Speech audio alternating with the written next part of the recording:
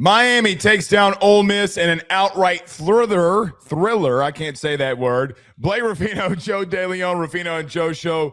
Joe, regardless about what we're about to say, that was one hell of a football game. But Miami and Carson Beck are able to pull it out, and they're going to a national title. Well, quickly, by the way, the semifinal games in the College Football Playoff of the expanded playoff have been unbelievable. We're off to a tremendous start with things have turned out. But to get to this game specifically, Blake, I think there's a lot of directions to turn to, but the one that I'm focused on is Carson Beck. Carson Beck hadn't been the star of the show. He had not been the guy that needed to elevate his team like Trinidad Chambliss did. Malachi Toney, Mark Fletcher, and on defensively it was Ruben Bain and Akeem Mesidor, and there were just so many other guys that were getting so much recognition to the point where, and we even admittedly on this show have said, can Carson Beck deliver the clutch moment? Can Carson Beck step up when he needs to? And he did it. For a kid who's had a really bumpy career, who has endured a lot of criticism for the way that he played when he was at Georgia, for the rough stretch of games that he had in the middle of this year, that was an amazing performance. That final drive that he put together was ridiculous. He executed in every way that he needed to. That to me is the biggest focus here, is that Beck rose to the occasion. And nobody thought that he would. Nobody thought that he would, and he completely defied everybody's expectations. And he did exactly what Georgia couldn't do. Seriously, what Gunnar Stockton couldn't do. And his defense got him some more stops. But here's the thing. They got one more stop. They still scored 27 points. I mean, I get it. But a couple of things here in reference to the game. Number one, Miami completely controlled the game from start to finish in reference to the overall game offensively. Joe, we talked about this going into the game. What does Miami have to do to win? They have to hold on to the ball, and keep it away from Ole Miss. But how many times did they shoot themselves in the foot? There were so many times tonight that I thought that they should have given Mark Fletcher Jr. well over the 22 carries that he got. They were road rating them. That offensive line physically lined up and dismantled Ole Miss all night long. And look, I know you say, well, Fletcher had 22 carries. Joe, he might have needed to have 32 to 35 as much as that offensive line was dominating. When you look at the time of possession, by the way, they had the ball for 41 minutes and 22 seconds. They should have blown this team out. They dropped 4 critical interceptions. They were 11 of 19 on third down. The box score does not indicate how close this game was. But Trinidad Chambliss was Trinidad Chambliss once again. And when you keep teams around, when you let teams play around with you, they are going to come back, and that's what happened here. You ran on them. And, Joe, they were able to find a way to win. I thought they got a little too pass happy in the second half. And really and truthfully, the third quarter is where things kind of started getting taken over by Ole Miss. They get the field goal, they get the touchdown, then they get the 2-point conversion. Chambliss goes off. He had a fantastic night, not the best night that he could have had. But even with them not being able to run the football, they were able to find a way. But I don't want to take away everything from Ole Miss in their season, because they had a great year. And Chambliss is a really, really good quarterback who I still believe should go to the NFL. But, Joe, the bottom line is Miami, in adversity, in 3 straight games, finds ways to win. Joe, they went through A&M on the road. They went through Ohio State on the road. And they went through, yet again, on the road, a team in Ole Miss with the number 2 offense in the entire country. And now they find themselves in the national title. But the truth of the matter was, I thought they played their B- game. Really and truthfully. Like, they didn't play their best game. Carson Beck had to bail them out in a lot of big throws and a lot of big situations. You dropped 4 interceptions. I get it with Fletcher. You don't want to overwhelm him. Like, I get it. But, Joe, how many times, and we've talked about Brockemeyer, which, by the way, you can say it is Carson Beck win your MVP. You can say it's Mark Fletcher. No way, no how am I going to allow you to have that. Brockemeyer deserves the MVP of this game. How many times did they get to the first down marker and he's pushing the pile and running dudes flat over? It is a Mario Cristobal. Offensive linemen love it. My nipples were getting hard. I loved it so much. So I'm just talking about you're going down here. I'm serious. That is an offensive lineman's game dream, and they got away from it, and the game started slipping away from them. And I'm going to tell you this right now. There's not a defensive line in the country that can slow these mammoths down. They can't do it when they're on. They played their B-minus game and found a way to go to the national title. Well, so this is Miami fans, to be very clear here. This is not you saying that I agree with that. It's not comment, but I was really excited. It's not it's a great comment. It's not a dig or anything that we're saying that Miami played their B-minus game. There were a lot of avoidable, poorly timed penalties where you had drives you were clearly about to score on that got derailed. You dropped 4. I think I counted 4 interceptions. That would have given you seriously. And I know Ole Miss fans are going to think that this is a BS comment, but that game is a more lopsided win. They're not going to watch. They're not going to watch.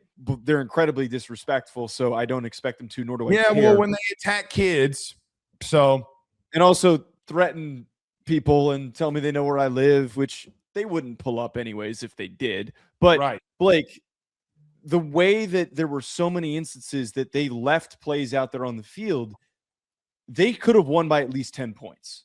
I'm not saying it's an ass whooping, but that is a more comfortable victory. They dropped 2 pick sixes, Joe. The Xavier Lucas interception, which, by the way, we got to talk about that when we do the preview for Indiana. He's out for the first half of a national.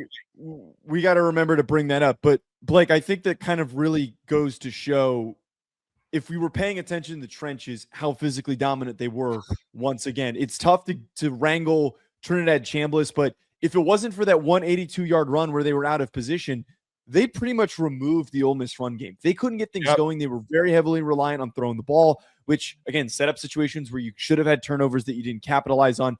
But it all really came down to the push that they got on offense. It was like 3-4 yards before anybody was touching Mark Fletcher.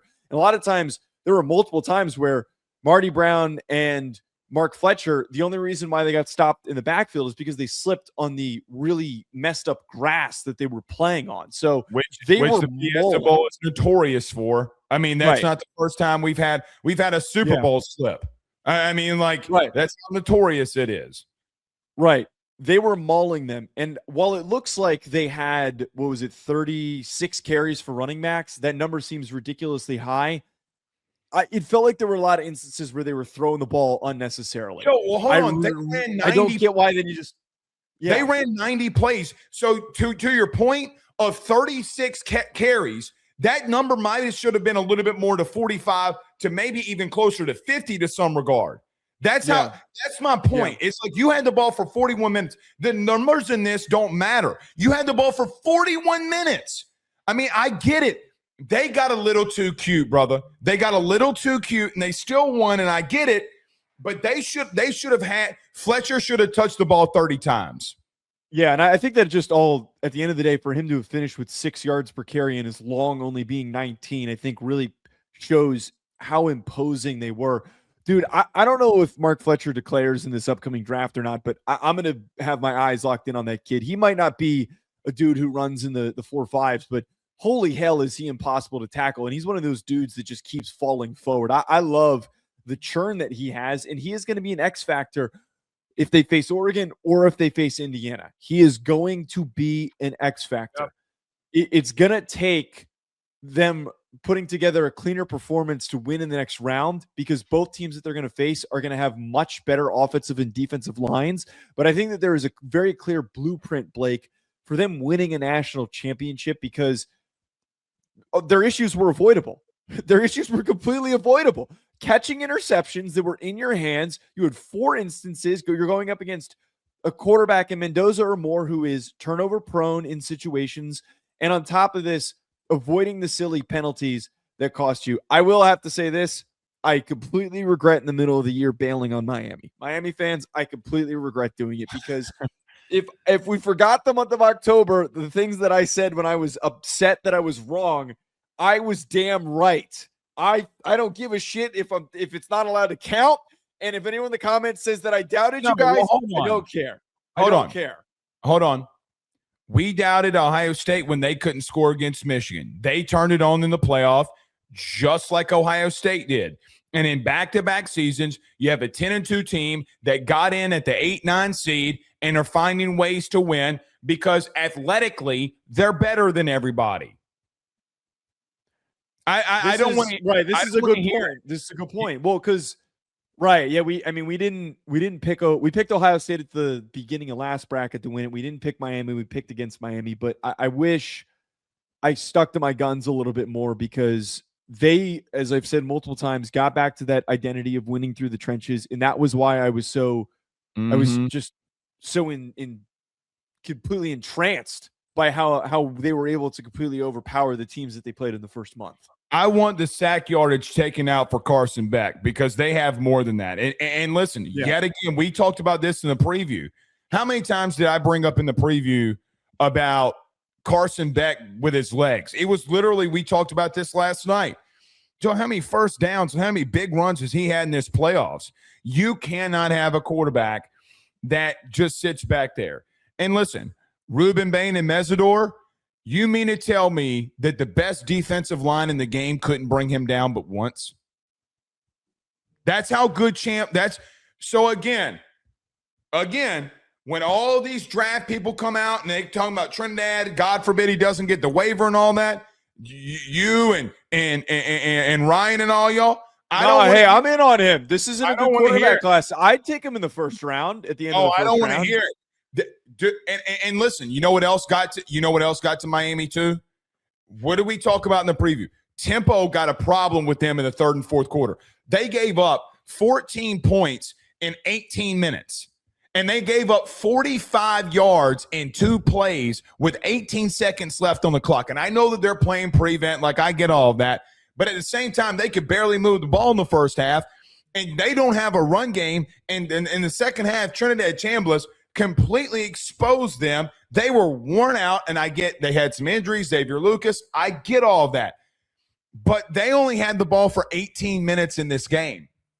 And you were exhausted because that little I don't even know the verb to use, but Trinidad is hard to take down. And I thought they played a good game. Let me ask you another question. Yeah.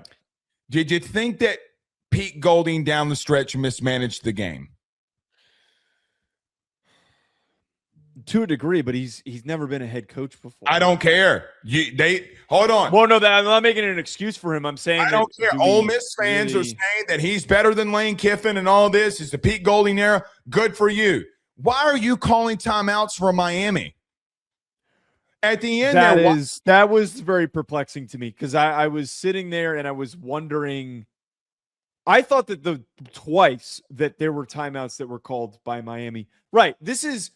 Like, forget the time management shit. Forget all that for a second. Where I was at, because of the internet, I'm looking at the person I'm sitting. I'm like, oh, good, smart. Miami's going to call a timeout here. And that person's like, Ole Miss called the timeout. I'm like, what?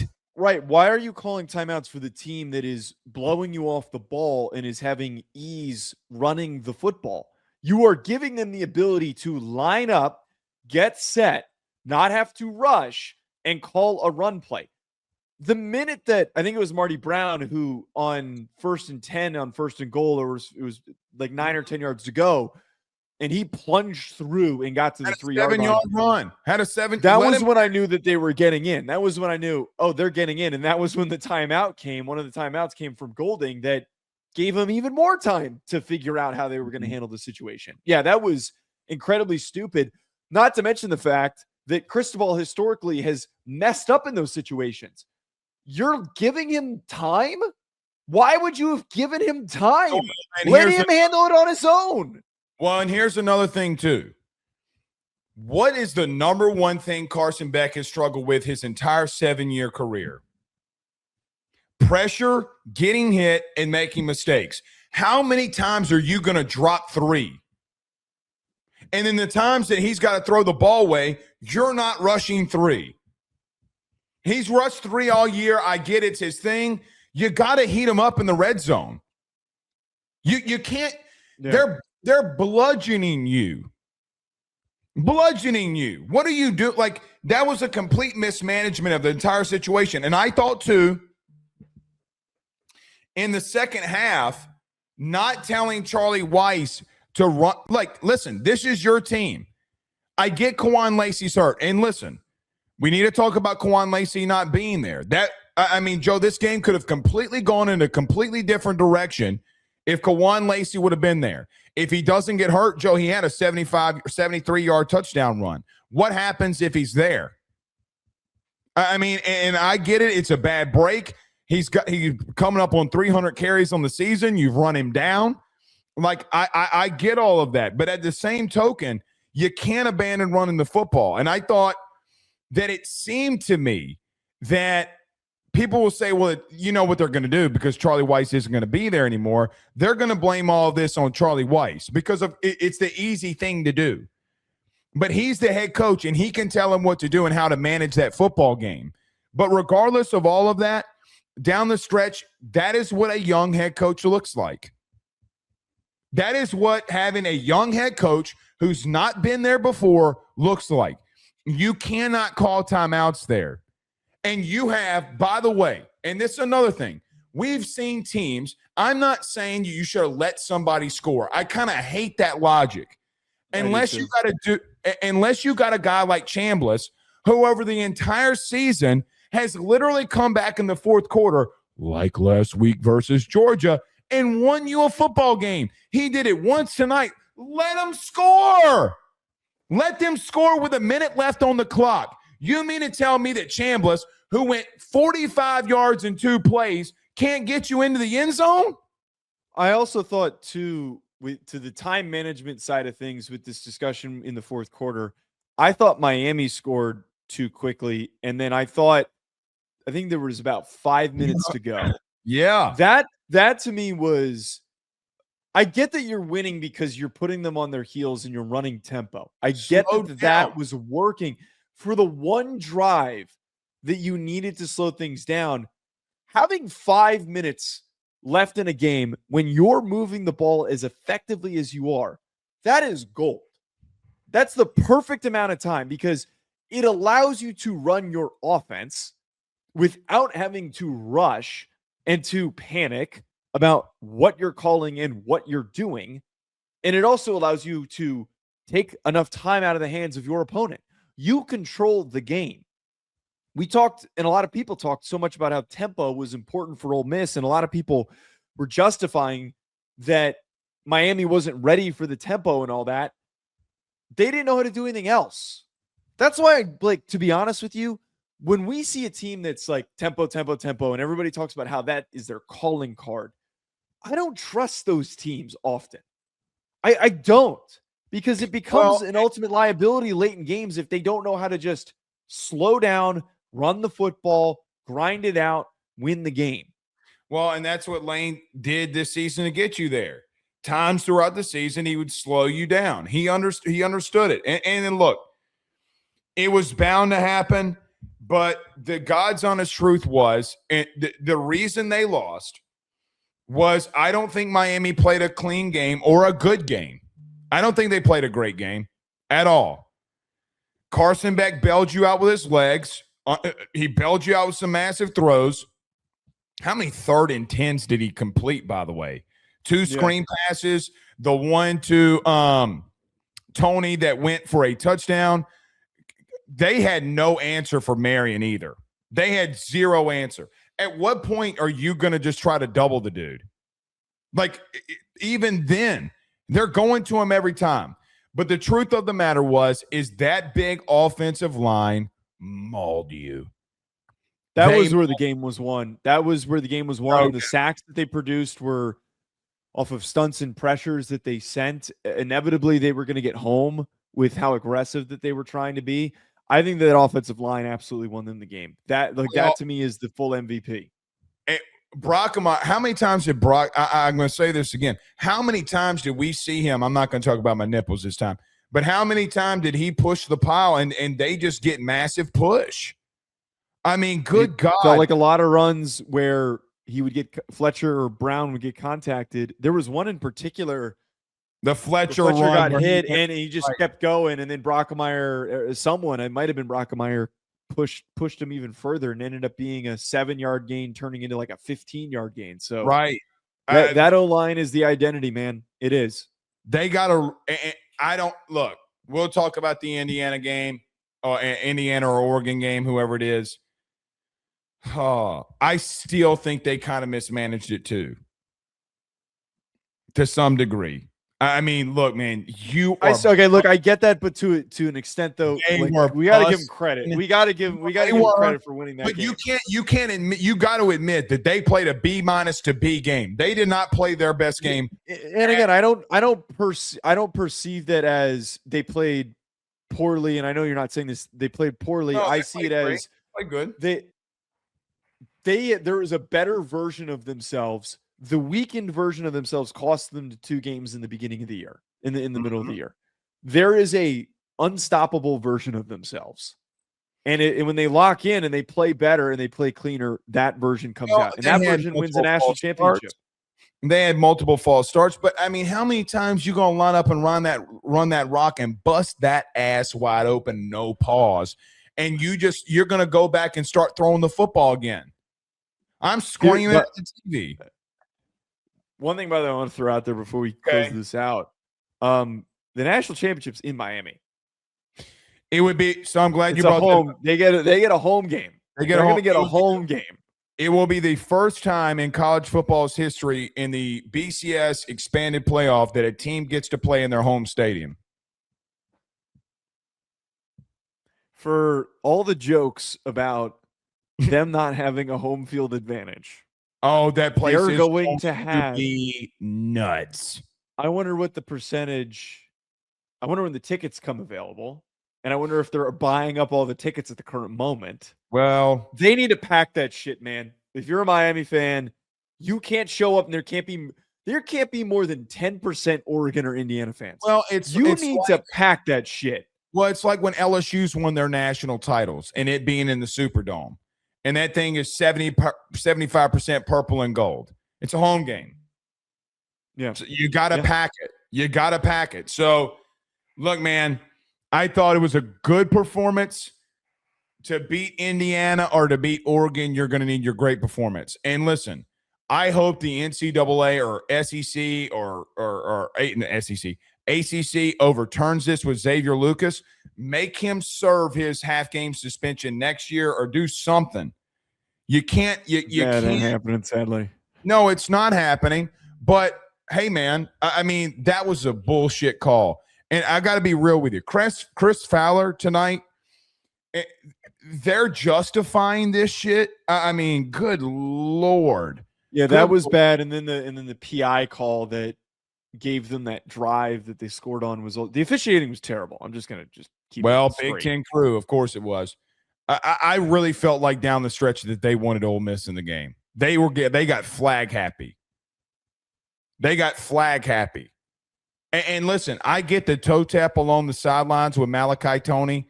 You sit 1,000 dudes in a bar, he will tell you that's a catch. If his toe comes down, so what? His heel comes down. Out of bounds. That is a catch. That's a catch. I think that the rule on that you gotta. I don't care about that. It's not a toe tap. You can't just stomp your foot down. Like you can't. I understand that his toe touched before his heel did. There's an actual rule for that. The targeting thing is up to discretion. There's no discretion.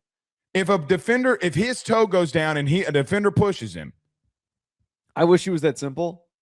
I wish you can't take that. You can't take that call away. You can't let him have that ridiculous of a catch and take it away. You're taking everything else away. Why not? I mean, you're making egregious calls everywhere else. But look, to your point, it's neither here nor there. What an ass whooping up front. Yeah. What an ass whooping. So, look, I will say this. I've trolled them tonight a little bit. Hats off to Ole Miss for having a fantastic season for them. That is a great season for them. That is an awesome team that they put together with not a lot of five-star talent, Joe. And they got there. And they battled, and they battled, and they battled. Even though they can't, their fan base started coming after my kid, which y'all are pieces of shit for that. And all of you that engage in that, you're pieces of shit for it. But the bottom line is they battled their asses off. It was a great season for them. And welcome back to reality. Welcome back to reality. I look to the Ole Miss fans who actually like the show and like listening to us. It was, which I don't know if any of you even exist because we've only had negative interactions. It was a tremendous season. It was a very exciting one. It was an unbelievable path to get here. So credit does need to be given. It was improbable what they accomplished. And it's possible for Pete Golding to be the coach that does turn you into a consistent 9-3+ team down the stretch, but he's got a lot of learning that he has to do. Yeah. All right. We'll see. See y'all Oregon versus Indiana.